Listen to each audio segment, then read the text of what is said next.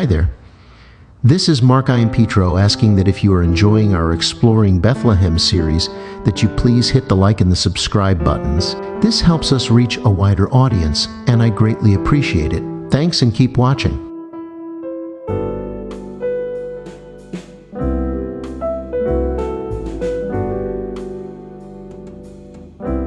In the popular telling of American industrial history, Bethlehem stands tall as a steel town.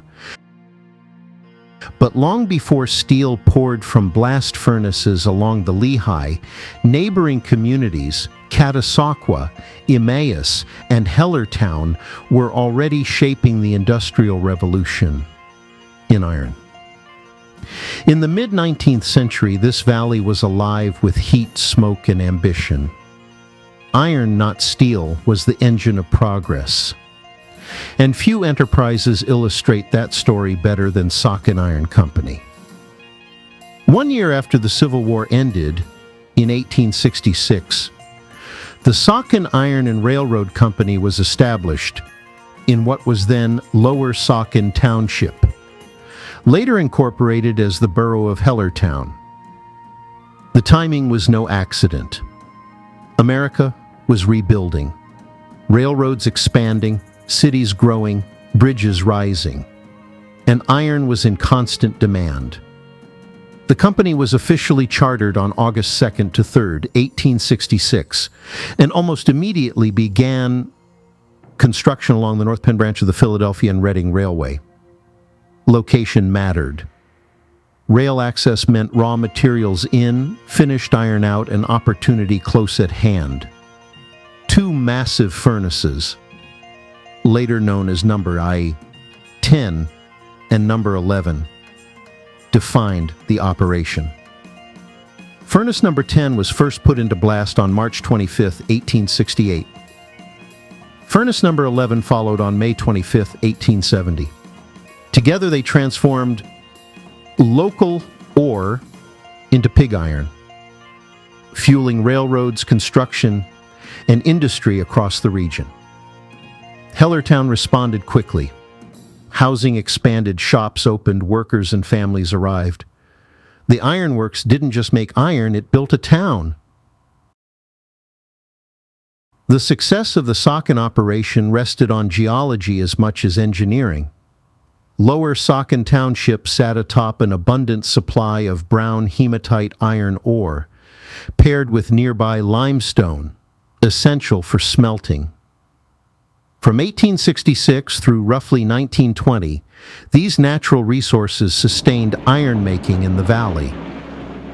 This local combination, ore, stone, rail access, and labor, made the region a quiet but vital contributor to America's Industrial Revolution. In 1884, the Saucon Iron Company was sold and became part of the Thomas Iron Works.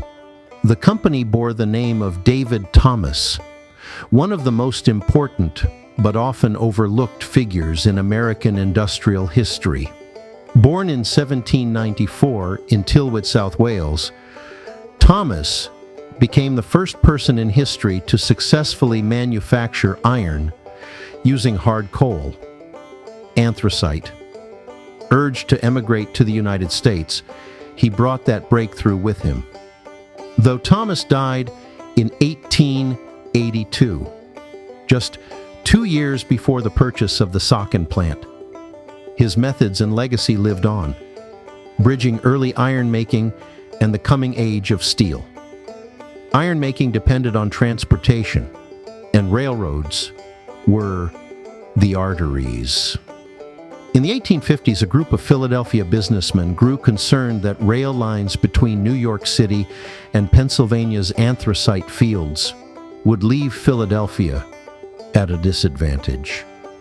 In 1852, they received authorization to build a rail line between Philadelphia and Bethlehem, forming what would soon become the North Pennsylvania Railroad Company. By 1857, tracks reached Freemansburg, marking the beginning of railroad traffic through nearby Bingen. On January 1st, 1857, The first passenger train ran between Philadelphia and Freemansburg, cementing rail access that iron companies like Saucon would later rely upon. By the late 19th and early 20th centuries, steel replaced iron as the dominant industrial force, centered increasingly in Bethlehem. The Saucon furnaces fell silent. The company faded into history, yet its impact remains.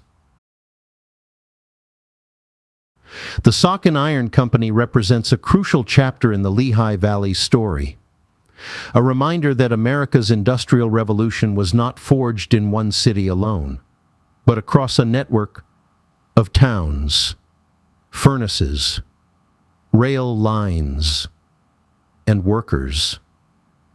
Long before steel defined Bethlehem, iron defined the valley. And in places like Hellertown, its legacy still echoes beneath the ground.